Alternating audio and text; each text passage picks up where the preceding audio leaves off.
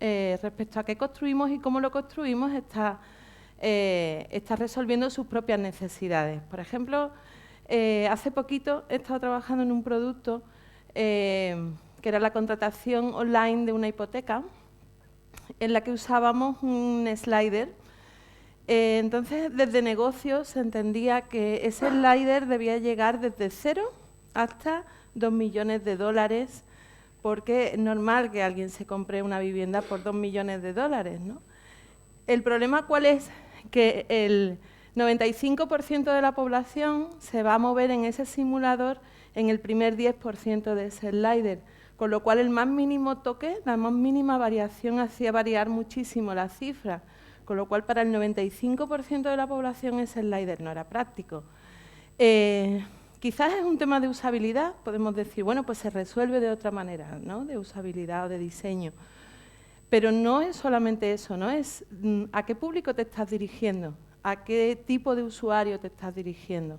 No solamente es un producto digital, es un producto también bancario, ¿no? Entonces, vas a abarcar todo el mercado. ¿Tienes un target o no tienes un target? ¿Y quién es ese target? Entonces, muchas veces lo que vemos que puede ocurrir es que decidimos para nuestra propia realidad, para nuestro propio sector, que es el que mejor conocemos, ¿no?, las necesidades que mejor conocemos. Y luego a mí me ha pasado que o bien se diseña un producto para uno mismo o bien se diseña para un estereotipo. Cuando hablamos del otro, cuando muchas veces quien toma la decisión de hacer el producto se está dirigiéndose a otra persona. Tengo un cliente, por ejemplo, ¿no? Y este es un cliente, yo no hago solamente desarrollo. Este es un cliente que vende un producto alimenticio.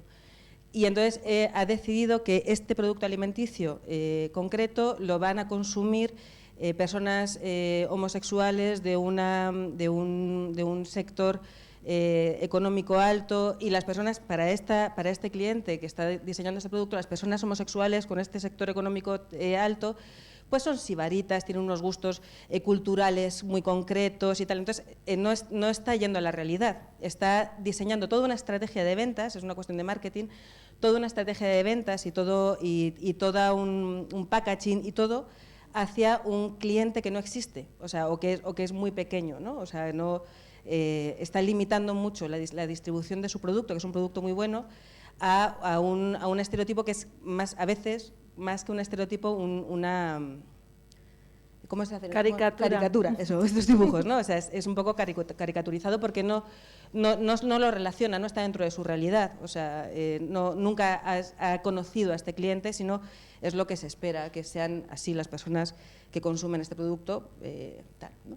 Entonces, bueno, ¿por qué sucede esto? Porque la toma de decisiones se hace porque el perfil de quien toma la decisión está muy sesgado, ¿no? En muchas ocasiones no conoce al cliente. ¿Cómo se soluciona esto en muchos proyectos? Cuando introduces, dentro de quien toma la decisión o quien diseña el producto, cuando introduces otros roles profesionales. Es decir, yo que soy negocio, yo decido que voy a desarrollar este producto para este cliente, pero si invito a marketing, si cojo los datos de marketing, si marketing me ofrece sus datos, veré que muy probablemente lo que yo estoy pensando, esta hipótesis que yo estoy planteando para dirigirme a tal cliente, no es viable o no está bien construido, porque el canal para dirigirme al cliente lo conoce marketing, no lo conozco yo, y estoy planteando un canal de ventas irreal. Si en vez de, además de marketing, entra ventas, va a ser mucho más completo. El análisis, los datos que me va a aportar ventas, me va a permitir tomar decisiones mucho mejor y mucho más informadas. Porque ventas conoce realmente las necesidades que el cliente percibe, ¿no? Entonces, ventas que trata directamente con el cliente le cuenta, mira, yo lo que necesito es este producto que haga esto y esto y esto, porque mi circunstancia es esta y esta y esta. Pero más allá incluso de ventas, si yo invitara a la toma de decisiones, cogiera los datos de no solo de marketing, del canal del cliente, y no solamente de ventas, a quien conoce el cliente, sino de soporte técnico, por ejemplo, podría tener una visión todavía mucho más acertada de no solamente cuál es la necesidad que el cliente percibe, sino realmente los problemas con los que se encuentra. O cómo utiliza, a lo mejor en muchas ocasiones podemos ver que utiliza nuestro producto de una forma distinta como nosotros esperamos. este producto alimenticio, ponte que fuera un aceite, pues entonces, fíjate, los de soporte técnico podrían ver que el aceite de oliva que está planteando esta persona también lo utilizan las madres, porque se lo cuentan al soporte técnico, para dar masajes a sus hijos. Pues es un nuevo modelo de negocio con el mismo producto que si no me lo hubieran contado alguien que conoce una madre que está utilizando ese producto para dar un masaje a sus hijos, pues me estoy limitando, ¿vale? Entonces solamente estoy vendiendo a parejas homosexuales y de repente hay todo un nuevo nicho de mercado al que me puedo dirigir que no tengo en cuenta porque no estoy trabajando con un equipo multidisciplinar en el sentido de que las distintas personas que conocen mejor al cliente pueden aportar los datos de ese cliente para tomar decisiones sobre el producto, ¿no? Y bueno, eso es una cosa, ¿no? Que puedo tener más datos sobre ello, pero no es suficiente. Sí, exacto. Sabemos en la metodología que cuanto más interdisciplinar sean los equipos, desde la fase de Inception, ¿no? Que invitemos a la fase de Inception y de diseño y de ideación a diferentes personas de diferentes departamentos, enriquece la solución, enriquece el producto. También en la fase de construcción cada vez vamos entendiendo que los equipos Scrum tienen que ser más interdisciplinares, más end-to-end, o sea, que nos permitan desarrollar la solución hasta el final, ¿no? Que no quede fuera la parte de marketing, que no quede fuera la parte de UX, que no digamos esto está representado por el product owner, ¿no? Y ya él lo resuelve, sino que realmente en el día a día haya personas, estén todas las personas que van a construir el producto, no solo el software, sino el producto como tal, y que lo van a poner a disposición de los clientes. Esto nos aporta muchos más datos y enriquece el producto que estamos construyendo, desde el diseño hasta la construcción. Y sin embargo, como bien dice Raquel, esto no es suficiente, porque lo que entra aquí es otra variable. Muy bien, tenemos equipos interdisciplinares, tenemos gente de toda la compañía, de todos los departamentos, trabajando en la construcción de un producto, pero resulta que hay otro sesgo que no es el profesional, que es el sesgo sociodemográfico y el sesgo personal, ¿no? En ciencias sociales, en antropología en concreto, hablamos de la matriz identitaria, que es la que determina nuestra identidad y cómo vemos el mundo, ¿no? Y ahí decimos que hay 4 variables que van a ser claves en quiénes somos y cómo entendemos la realidad. Esas claves son nuestro género, nuestra clase social, nuestra edad y nuestra etnia, ¿no? Es decir, dependiendo de nuestra edad, dependiendo de la clase social donde nos ha tocado criarnos, donde nos ha tocado vivir, dependiendo del género que seamos, nos conformamos de una forma y vamos a ver el mundo de esa forma, ¿no? Entonces, ¿qué ocurre? Que muchas veces cuando en las empresas quien toma la decisión viene de un solo departamento, ¿no? Y ahí tenemos el ellos y el nosotros de negocio y tecnología, ¿no? Decimos, no, es que negocio son los que toman las decisiones al final y muchas veces casualmente, pues quien toma la decisión sobre el producto, la decisión clave, es un varón blanco, occidental, adulto, de clase alta, ¿no? Y eso condiciona el producto que estamos construyendo, ¿no? Eso condiciona las decisiones al final de hacia dónde se está dirigiendo y qué necesidades resuelve ese producto, ¿no? Por ejemplo, hace poco escuchaba un directivo diciendo es que en una cena con mis amigos, pues alguien planteó que tenía una necesidad que vamos a construir, ¿no? Claro, tus amigos, ¿quiénes son? ¿No? ¿Qué acceso tienes a los datos? Tienes el acceso a los datos que te permite tu clase social, tu posición social, tu educación, tu género, dónde vives, ¿no? Si eres occidental, desde luego los datos son muy diferentes para alguien que no vive en Europa, por ejemplo, ¿no? En un país occidental. Entonces vemos que hay un sesgo que es personal, que ya no depende solamente de nuestra profesión, sino de nuestra realidad social y sociodemográfica. Y este sesgo para las ciencias sociales es inevitable, es decir, no podemos dejar de tener este sesgo. Por lo tanto, lo que no podemos pretender es esta cosa de la objetividad, de voy a intentar ser objetivo. No puedes, tú eres quien eres y ves el mundo desde el prisma un poco que ha conformado, ¿no?, la realidad que has vivido.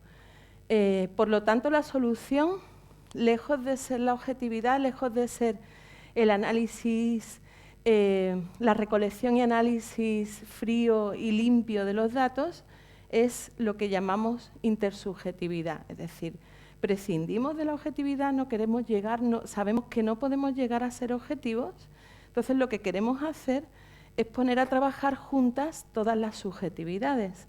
Cuanto más diverso sea el grupo que está trabajando, más subjetividades van a estar en juego, por lo tanto, más rica va a ser la visión desde la que podamos reflexionar, ¿no?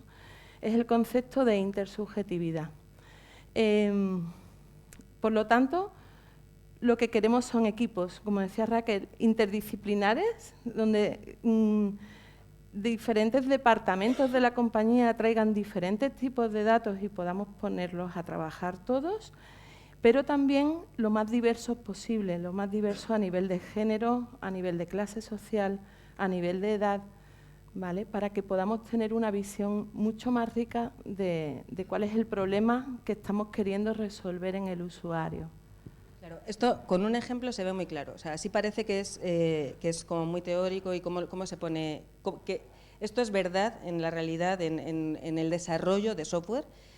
Y hay un ejemplo que a mí que yo he visto hace poco con una compañera que hace Business Intelligence, y estábamos analizando los datos del sistema de salud de la Comunidad de Madrid, en concreto los del Hospital Gregorio Marañón, ¿vale? Entonces, tenían todos los datos, el Big Data de todas las personas que habían pasado por el Gregorio Marañón, el tiempo que habían estado, qué enfermedades tenían, a qué médicos habían ido, todas las medidas, se podía sacar todo eso. Pero viendo un poco esos datos nos dimos cuenta de que estaban las edades, los nombres, todo estaba ahí. Pero cuando se definía en el sistema informático, se definía el género de los pacientes, había 3 géneros. Había el género hombre, el género mujer y el género indefinido, ¿vale? El género indefinido no existe. No existe. Las personas que han hecho el user research, probablemente para hacer ese sistema, que han hablado con los médicos y con las enfermeras, tienen un sesgo inevitable que no contempla, por ejemplo, la transexualidad. Entonces, una persona transexual no es un género indefinido y además hay distintos tipos de transexualidad, por ejemplo, ¿no? Hay distintos tipos de géneros fuera de hombre y de mujer que no están contemplados en el sistema de salud de la Comunidad de Madrid. Y eso es una forma de recoger los datos que está marcada por el sesgo, limitada por el sesgo, condicionada por el sesgo, y por lo tanto los análisis de los datos que se van a realizar van a ser erróneos, van a estar incompletos o van a ser erróneos. Y eso forma parte de un equipo de desarrollo, o sea, es un producto informático que se está desarrollando y que está directamente influido, limitado y da unos resultados erróneos que influyen en la vida de la gente debido al sesgo, que no es mala leche, o sea, no es que las personas que lo desarrollaron fueran homófobas, pero no se habían planteado, probablemente no se han planteado en su día a día, porque no son transexuales o no tienen un entorno, no se lo plantean, no piensan que eso pueda ocurrir, ¿no? Entonces, el sesgo es inevitable, no quiere decir que alguien sea homófobo por no contemplar a la hora de trabajar otros tipos de género. Pero si hay diversidad en el equipo, eso es más difícil que eso pase, ¿vale? Y bueno, para que eso pase, para que haya más diversidad, Maika os cuenta qué tipos de trabajo, de procesos de trabajo se pueden utilizar. Sí, nuestro planteamiento es, o sea, si recabemos datos, miramos al usuario, miramos cuál es su comportamiento, cuál es su interacción con nuestro producto. Sí, obtengamos datos, pero entendamos que es complejo, aquí me van a reñir luego, pero es que la objetividad no existe, ¿no? Es un planteamiento que en ciencias sociales nos quedamos tan anchos cuando lo decimos. En un mundo de científicos como vosotros es mucho más difícil decir esto sin revolver un poquillo ahí a la gente en su sitio. Pero la objetividad es un paradigma, desde donde yo he estudiado, se entiende que la objetividad no puede existir, ¿no? Porque en el momento que, y esto, por ejemplo, en física cuántica también se empieza a aceptar, ¿no? Que siempre estamos alterando la realidad desde el momento que empezamos a pensar en ella y que empezamos a tocarla. Desde el momento que empezamos a plantear qué datos recogemos, estamos tocando el dato ya, estamos modificando el resultado, ¿no? Estamos condicionando el resultado. Entonces, desde ese punto de vista, la objetividad es una quimera. Trabajemos de forma intersubjetiva, trabajemos de forma colectiva, trabajamos intentando desmantelar cuál es nuestro sesgo sobre el mundo, ¿no? Nuestros prejuicios. Participemos en equipos diversos e interdisciplinares, sabiendo que no escuchamos igual a todo el mundo, ¿no? Yo vengo de trabajar ahora en un contexto internacional donde por ser española se me iba a escuchar más, se me escuchaba más que alguien, he estado en México, ¿no? que alguien de allí, pues por una tradición colonial, una historia colonial que hemos tenido con ese país. Sin embargo, por ser mujer, pues eso, o sea, no se me escuchaba igual que a un hombre español o que a un hombre de allí, ¿no? O sea, empezamos a ver cómo hay variables, por ejemplo, aquí ya estamos hablando de género y estamos hablando de cultura, de etnia, ¿no? Entonces no escuchamos igual a todo el mundo y esto tenemos que incluirlo en nuestros procesos de trabajo, tenemos que diseñar procesos en los que podamos trabajar colectivamente, aportar nuestras visiones del mundo e intentar que todas esas visiones tengan la misma cabida para que el transexual que tiene que en un momento dado levantar la mano y decir no estáis considerándome en vuestro cuestionario pueda ser escuchado, porque también tenemos el sesgo significa también mucha discriminación de perfiles minoritarios, ¿no? Entonces, ahí hay herramientas que nos gustan especialmente. A mí, por ejemplo, me gusta esa fase de Lego Serious Play en la que, en un primer momento, cada uno construye su modelo individualmente y sin hablar con los demás. Antes de que exista una polinización de ideas, yo pienso en cómo veo la realidad, lo plasmo en un modelo físico que no se va a mover antes de que todos compartamos nuestro modelo, ¿no? Eso significa que tenemos espacio para el aporte desde lo individual antes de que nos influyan las ideas de los demás y que vamos a escuchar a todo el mundo, ¿no? Es muy claro este proceso en el que lo que estamos intentando garantizar es que todo el mundo dé una visión no influida por los demás, una visión independiente y además cada persona nos aseguremos que habla antes de abrir a la dinámica de compartir, de debatir, que también es muy rica, ¿no? Pero ese proceso necesitamos que ocurra también cuando trabajamos con perfiles diversos e interdisciplinares. Y tenemos otras, ¿no? Claro. Por ejemplo, aquí la discusión sobre la diversidad no está tan desarrollado como en el mundo anglosajón, porque nos llevan la delantera en eso como en otras cosas de conversación, ¿no? Porque son más diversos, han sido más diversos, se han encontrado con dificultades con respecto a la diversidad antes que nosotros, básicamente, ¿no? En Google, por ejemplo, lo que están planteando como otra herramienta, igual que la que plantea Maika, Lego Serious Play, están los design sprints, ¿no? A la hora de sacar producto. Entonces, ahí otra cosa que pasa, no solamente, como dice Maika, una herramienta puede ser que el trabajo inicial sea individual para que haya cabida de que todo el mundo pueda tener voz, sino que además nos hagan votaciones, porque las votaciones públicas muchas veces, sin darnos cuenta de nuevo, introducen un sesgo sobre lo que valoramos más, lo que nos parece más valorado o no. Entonces, se pueden sacar adelante ideas, se pueden sacar adelante desarrollos de producto, pequeñas sprints, sin necesidad de que haya sido votado por la mayoría, sino con que haya simplemente 2 o 3 personas que estén dispuestas a apostar ahí, ¿no? Entonces, se saca adelante con parte del equipo, no porque haya sido votado, porque en la votación, sin darnos cuenta de nuevo, damos más legitimidad a una serie de criterios que a otros. hablando, o sea, es la parte de la discriminación. Un ejemplo personal que no tiene que ver con el desarrollo, como parte privilegiada, ¿vale? O sea, como ha dicho Maika en México es, por ser española, por tener el ojo azul, por ser blanquita, la escuchan más, aunque probablemente por ser mujer en otros contextos la escuchen menos, ¿vale? A mí me pasa que yo, por ser blanca, ¿vale? Se me escucha más y tengo más acceso a más sitios, aunque no nos demos cuenta, nos pasa a todos, yo soy consciente de ello. Tenemos más acceso que a otras personas, no sufrimos el racismo, ¿vale? Que es institucional y que lo tenemos todos.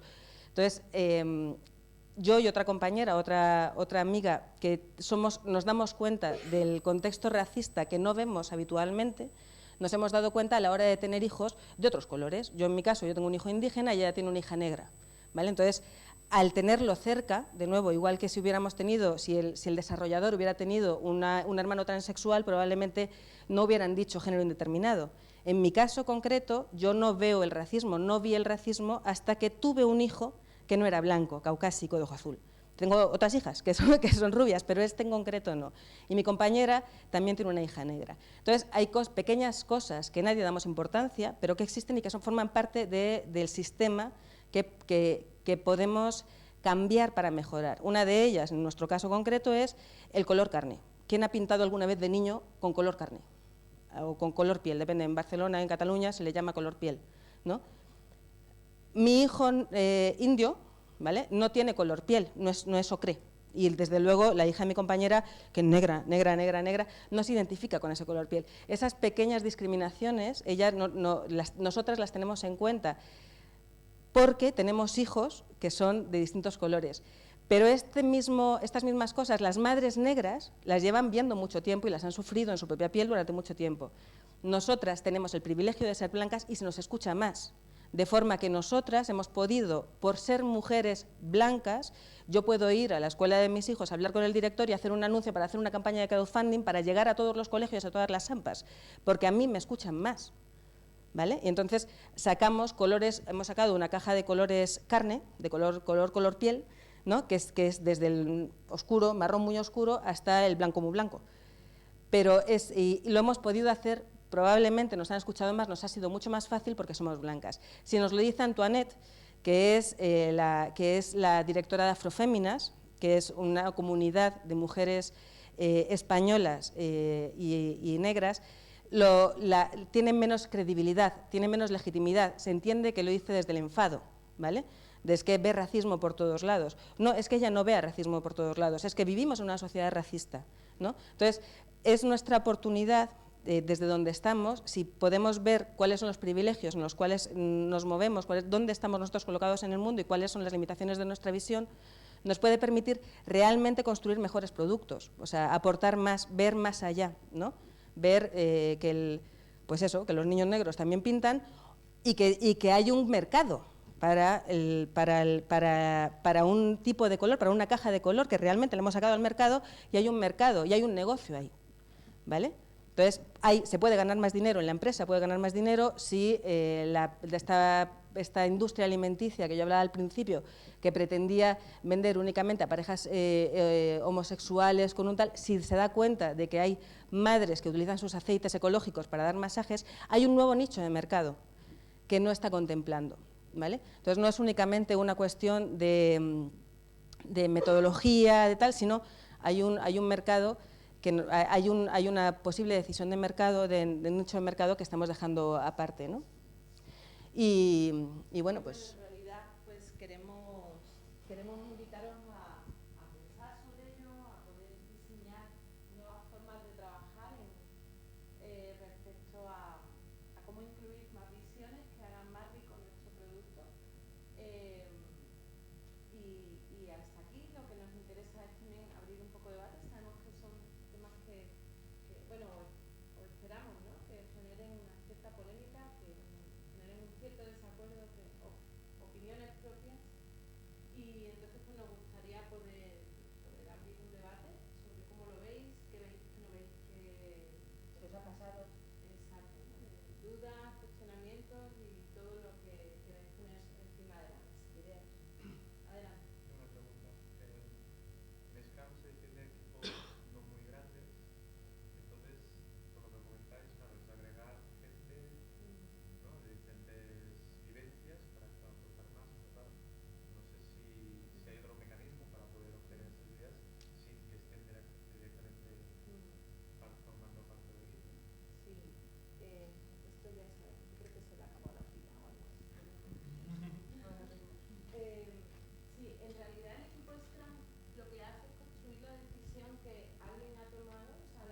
el diseño que alguien ha construido, ¿no? Entonces, en ese caso, sí hay una, o sea, sí tenemos un trabajo con historias de usuario, con user personas priorizadas por negocio, o sea, sí hay un trabajo hacia el usuario, pero el usuario, el target ya está definido, o sea, que quizás la participación de esta amplitud de personas y de perfiles estaría en el paso previo, en la fase de diseño, de inspección, donde tenemos que intentar invitar a personas de otros departamentos de la compañía.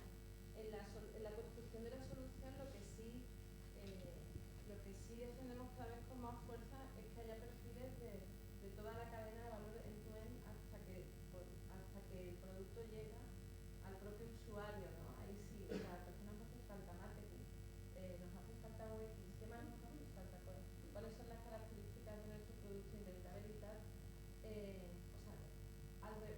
intentar fomentar la polinización y el trabajo juntos, ¿no? Sobre que el código que estamos desarrollando hay también que hacerle una campaña, ¿no? Y eso influye sobre el mismo software y al revés.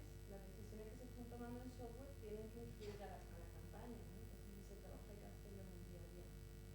Digo, la decisión ya está tomada por alguien, ¿no? El problema es que normalmente es por alguien. Y lo que decimos es que invitemos a más gente. Más posibles. Pero para ello se puede mejorar. O sea, si el tema es encontrar un espacio seguro, facilitar que haya un espacio seguro, si la persona que está aplicando el código se da cuenta de que falta un género porque tiene un hermano que es transexual, que pueda sentirse seguro como para proponerlo, contarlo, y, o sea, generar un entorno que permita que las voces que son disidentes, que normalmente están más, no tienen tanto espacio, puedan tenerlo y puedan opinar sobre el producto en cualquier momento del desarrollo del mismo, ¿no? Porque lo enriquece, ¿no? Es incremental. Vale, venga, va. ¿Están aburridos, sí? Venga, dale. ¿Conocéis a Angélica Das? Sí. Participa con nosotras dentro de nuestro proyecto. Con los cárceles que comentabas. Dentro de la campaña de crowdfunding, una parte de las AMPAs, 2 premios de las AMPAs a partir de 1.000 euros para hacer los rotuladores, los becario, creo al final, es 2 talleres de Angélica Das, que Angélica Das trabaja sobre el tono pantone. Entonces hace fotografías, es una fotógrafa, pone a las personas delante de un fondo blanco y les hago una fotografía, entonces todos tenemos distintos pantones, ¿no? Entonces pone el fondo blanco del pantón de la piel de una zona de la nariz concreta, y ese es su trabajo y es súper interesante.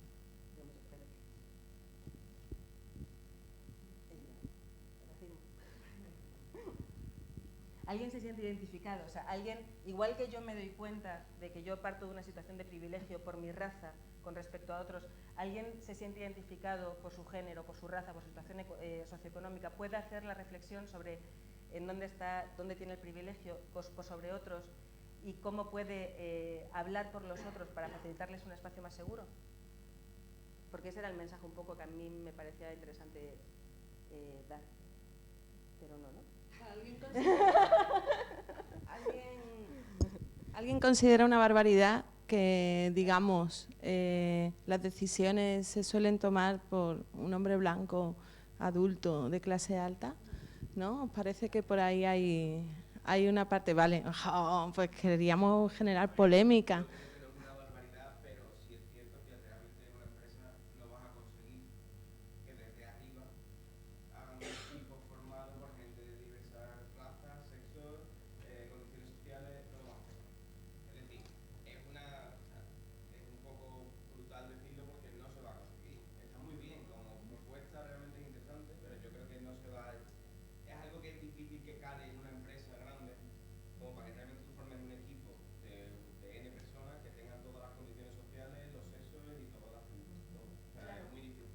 Por eso es importante, que a mí me parece importante, no solamente en una empresa, sino en otros, que las personas que toman las decisiones tengan ellas en cuenta, que sepan que están tomando decisiones en base a sesgo, porque entonces van a poder quizá no abrir el espacio para que participen en la toma de decisiones personas con otros bagajes, pero sí van a poder hablar por ellos, igual que yo hablo por Antoinette, que no tiene espacio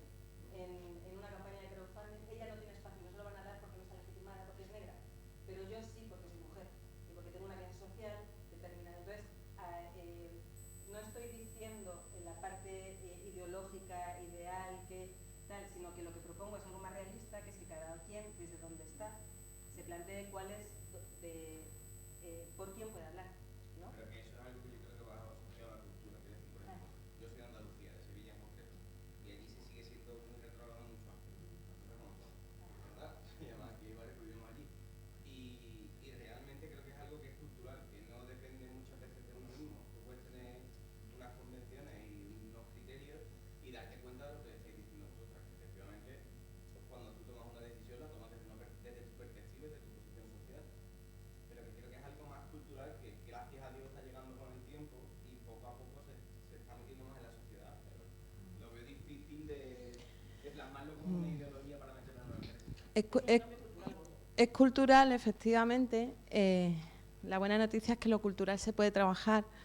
Entonces no va a ser fácil, pero sí nos parece interesante poner este tema encima de la mesa como un primer paso para evidenciarlo, ¿no? O sea, el primer paso que podemos dar para cambiar las cosas es evidenciarlas, ¿no? Hasta que no las hacemos explícitas es mucho más difícil.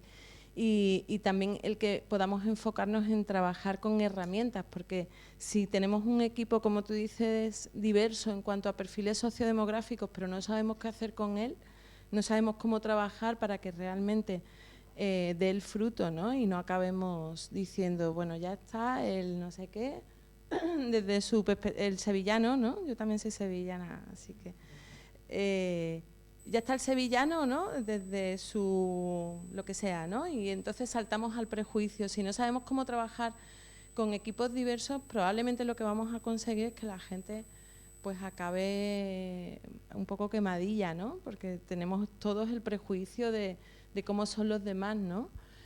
Por ejemplo, en nuestra tierra el tema payo gitano hay muchísimo, hay, a nivel de etnicidad hay muchísimo prejuicio, ¿no? O sea, sentarte a trabajar en un equipo con un gitano es como, ¿qué me estás contando, no? O sea, exacto, exacto. Pero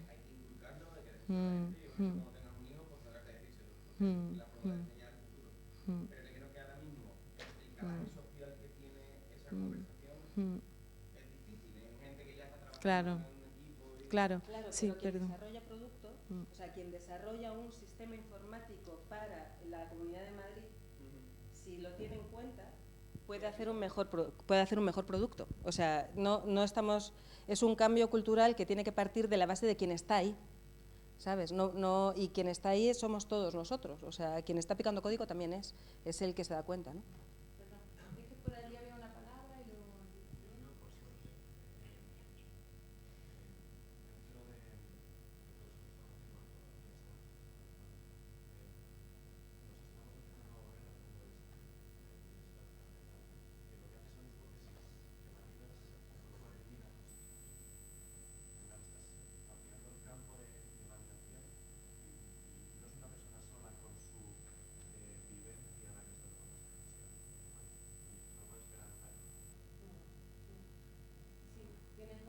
Tienes unos datos mucho más accesibles y directos, pero sin embargo, en un método Lean Startup, la idea ya la ha tenido alguien y se ha desarrollado, ¿no? Por ejemplo, ¿no? Para mí el ejemplo de las tablets, del iPad, es un claro ejemplo de algo que nunca te va a pedir un usuario, ¿no? O sea, el usuario nunca te... Desde donde estábamos, antes de que aparecieran las tablets, pues muy difícil que un usuario te diga, mira, quiero un dispositivo que no tenga teclado, que sea pantalla táctil, que se maneje de una forma que no tenga que leer, o sea, que no traiga un libro de instrucciones, sino que yo de forma... No, cuando tuvimos la primera tablet, tuvimos que aprender a relacionarnos con el dispositivo porque no había nada en el mercado que se le pareciera, ¿no? Entonces, ¿a quién se le ha ocurrido eso? Sí, igual igual lo ha llevado a un prototipo y lo ha puesto a prueba y ha recibido feedback y todo, ¿no? Pero antes de eso ya estamos tomando decisiones, o sea que también en esos pasos previos de Lean Startup, de toma de decisiones de qué vamos a prototipar, pues también que haya la mayor diversidad posible, ¿no? Y no solo eso, o sea, más allá del Lean Startup, que es lo que hablábamos antes, de Design Sprint, a la hora de prototipar, a la hora de trabajar sobre cuáles son las nuevas funcionalidades que va a tener cualquier cosa, en ese diálogo de qué nuevas funcionalidades va a tener, ocurre lo mismo. Hay una serie de voces que están más legitimadas que otras por los propios estereotipos, por los propios sesgos que todos nosotros tenemos en el trabajo en equipo. Entonces, si tienes eso en cuenta en la metodología en la cual estás haciendo el Lean Startup, ¿vale?, el producto va a ser mejor. Por eso decía, ¿no?, que en vez de votaciones en el Design Sprint que están haciendo los de Google Ventures, lo que plantea es que no sea necesario que sea por votación, porque hay unos vías ahí, porque hay unos estereotipos que influyen en esas votaciones que son generales. Entonces, que se puedan hacer pequeños prototipos con solamente 2 o 3 personas implicadas, porque eso va a facilitar que las ideas de la población, que normalmente se tiene menos en cuenta, puedan salir adelante. Porque objetivamente el negocio es mejor, ¿vale? O sea, es una decisión de negocio. Si se tiene en cuenta, no es una cuestión ideológica, no es una cuestión utópica, no es una cuestión… No, se gana más dinero, ¿vale? Yo me dedico a hacer que la gente gane más dinero. Entonces, se gana más dinero porque el producto es mejor, punto. No es una cuestión ideológica. Allí. Luego tú.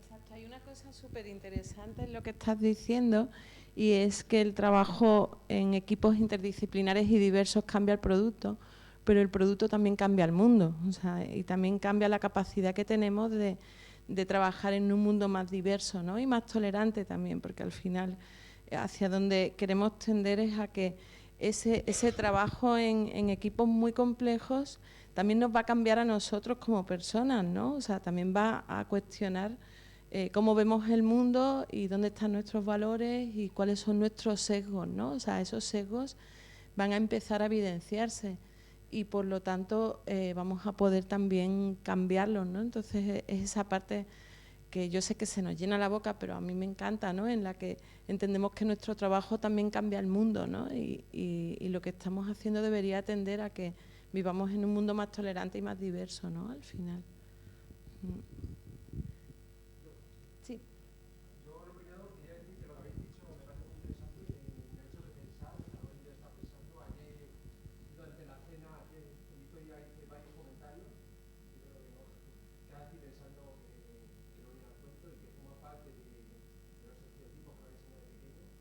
Pero por otro lado, aquí estamos hablando de allá y estamos hablando de que minimicemos el riesgo, intentemos sacar un producto rápido, entonces al final en qué te centras, no te centras en toda la población, te centras al 80% de la población que va a conseguir, o sea, en tu caso, de hombre y mujer, rápidamente, porque es la persona. Yo hace poco tiempo estaba trabajando con un grupo de gente en el que estábamos mirando para un menú, tipo un evento como el de hoy, y empezamos, se nos ocurrió decir, vamos a ver gustos o alergias, no sé qué. Vamos, había 80 tipos de alergias, no sé qué existían tanto tipo, fue una complicación enorme. Casi hubiese sido mejor, mira, devolvemos el dinero y os buscáis donde comer y traeros el tape de casa. Claro. Los entendemos, pero es que muchas veces intentamos va en contra de… No va tanto en contra. Entiendo lo que dices porque tú puedes elegir. Es decir, cuando tú no tienes alergias, tú puedes ir a un supermercado y decidir complicarte o no complicarte. En el caso de transexual no puede elegir, ¿vale? Y va a condicionar, el desarrollo que se haga va a condicionar la atención médica a su vida y su salud. Entonces, no es algo que es elegible el trabajar el transexual o no trabajar el transexual, el reconocerlo o no, Es que, o sea, estás haciendo un mal producto, tu trabajo es malo, el resultado es malo, no sirve, ¿vale? No sirve para un porcentaje de la población, no porque le guste más la alcachofa o la espinaca, voy a un restaurante en el que hay más alcachofas que espinacas y entonces me va a gustar más o menos porque puedo elegir irme a otro lado. No, la decisión que tomas está condicionando mucho más allá. Entonces, no es algo que sea una commodity, ¿vale? Para mi hijo no es un commodity el hecho de que el color carne sea rosita, ¿vale? No es un commodity, es que no se ve reflejado y eso influye en su autoestima, influye en muchas cosas. Que yo no lo vea y no lo he visto nunca y yo me he criado pintando con color carne, no quiere decir que es que... ¿Por qué no escuchan a Antoinette cuando lo dice? ¿Vale? Porque piensan que es una commodity. Porque si yo no tuviera un hijo que fuera indígena, ¿vale? Cuando Antoinette dijera, es que los colores carne no son negros, ¿vale? Yo diría, joder, es que ¿qué más da? Porque a fin de cuentas, total, es un color carne, ¿vale? Pero no es un color carne. Claro, pero son poquitos, ¿qué más da? Vale, son poquitos, una mierda. O sea, cada vez somos más. Y además, no es que sean poquitos, déjate que sean poquitos o que sean muchos, no es una commodity, es que su criterio va a permitir que el negocio sea mejor y que haya más dinero en la empresa. Entonces, no es una cuestión de elegir carne o pescado o que yo decida en este momento no tomar pan porque quiero adelgazar. No, es que por una parte tenemos a gente que si toma pan se muere porque es alérgico y por otra parte tenemos que esa gente que no toma pan y porque es alérgico puede desarrollar distintos tipos de panes de arroz que son un negocio que van a permitir que mi empresa gane mucho más dinero. Entonces, si tenemos en cuenta eso, en vez de plantearnos que es una commodity, nuestras empresas ganarán mucho más dinero y nuestro trabajo realmente será mucho más valioso. Creo que nos queda tiempo para una pregunta más, una opinión más que había por ahí. Ya creo que se han ido. Perdón, perdóname, que no te veía. Hola, bueno, yo me siento bastante identificado con lo que decís. Mi hijo es celíaco, yo soy celíaco, y por ejemplo, eso que me está diciendo al final no es un problema no es de razas, es de todo, es de forma física, Entonces, yo creo que eso que es difícil poner eso en una empresa, ¿no? Es decir, se crea muy bien, pero se crean tantas formas de hacer las cosas que es una locura. Pero sí que es verdad que mi interés es nunca tener esa objetividad, o poder empatizar, pero claro, para empatizar hay que hacer conocer. Por ejemplo, mi hijo es celíaco y en el mismo colegio dice, vamos a poner una actividad, ¿no? Hay dos cosas. Y uno dice, vamos a hacer un teléfono con una cosa. Y otros dicen, vamos a hacer pan. Pero hay dos niños celíacos en la clase. ¿Qué pasó? Pues que los niños celíacos en un lado, pues no hacen pan. Y eso no es porque no quisieron o no, es porque no se conciencian, pero porque no tienen en cuenta. Si ellos tienen en cuenta razas, alergias, condiciones físicas, gustos, si lo tienes en cuenta, después empatizas. Cuando empatizas es cuando buscas la mejor solución. Pero hay que hacéis bien en poner esto encima de la mesa y la gente toma conciencia. Es muy importante. Exacto, ¿no? Y por eso decíamos que vamos a intentar medir al user entre todas, ¿no? De mayor diversidad, más gente, ¿no? El tema de las capacidades especiales, ¿no? O de las personas con limitaciones, pues también tiene mucho que ver. Igual nuestro producto de software no tiene nada que ver con un celíaco, ¿no? O no tenemos, no afecta ese dato, ¿no? O sea, la amplitud, la realidad es tan amplia. Hay tantos datos que cruzar que tenemos que, por supuesto, decidir cuáles, ¿no? Pero sí que enfoquémonos en que nos estamos quedando, ¿no? en un pequeño margen de datos, de perfiles, de personas que participan y que en el diseño y en la toma de decisiones, y abramos eso porque ahí hay un mundo, como dice Raquel, de oportunidad también, ¿no? Para el negocio. O sea, no solo para un mundo más rico y más diverso, sino también para el negocio, ¿no? Entonces, bueno, creo que por tiempo aquí ¿Alguna? Dale. Sí, tú.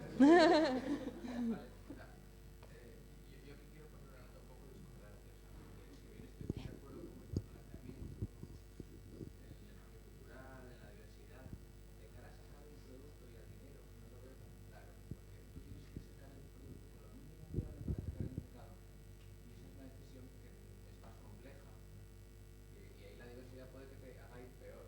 Otra cosa es que lo tengas que incorporar en tu modelo de pensamiento, en tu empatía.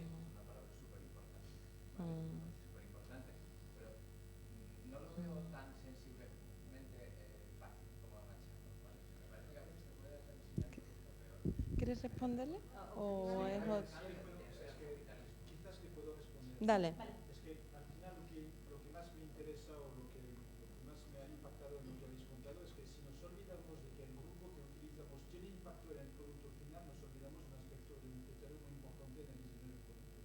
Así que sí podemos empezar con un grupo más diverso, pero siempre tenemos que tener en la cabeza o aquí en la mente que esto tiene unas limitaciones y cuando vamos poco a poco por respetar el aspecto de si tenemos que producir poco o tenemos que producir rápido un producto mínimo, pues saber que el primer grupo con menos diversidad habrá tenido un enfoque te ayuda a pensar en de vez en cuando cambiar tu grupo con otra diversidad para reorientar el producto al cabo de 3, 4, 5, 6 meses, un año, 2 años, da igual. Pero olvidarse de esto y del impacto del grupo inicial es un error en cuanto a la vida de un producto a no sé cuánto tiempo.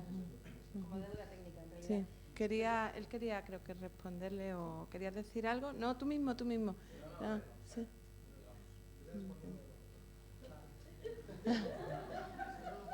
Dale. Vale, digo que tiene razón, lógicamente el producto tiene que sacarlo un mes, que sacarlo. Eso está claro, pero si no conoces, no tienes cultura de otras cosas, no puedes, o sea, tú lo pones en la mesa, lo conoces, luego dices, lo descargas. De tus usuarios, se te fija con ellos, Pero no es un sabes. axioma, eso no lo Estoy diciendo que, por ejemplo, tus amigos, dices, ¿lo conoces? Pues no, porque al final, o sea, el problema es de conocer y luego descartar. Claro. Y sacas un producto solamente para un 80% del Está claro, estoy contigo. Pero si la gente que hace un equipo conoce Quiero decir una pequeña cosa. Somos muy breves. Metodología. Sí.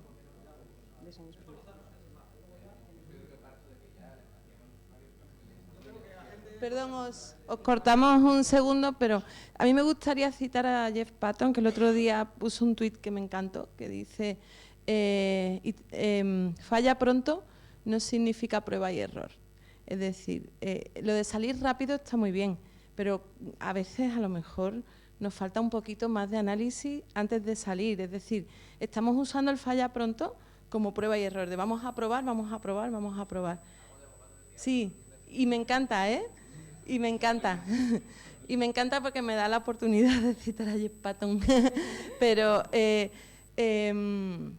sí que a veces, o sea, como que nos paremos un poquito más, ¿no? Que nos hemos vuelto locos con el ciclo Lean Startup y también hay que hacer las cosas un poquito más meditadas.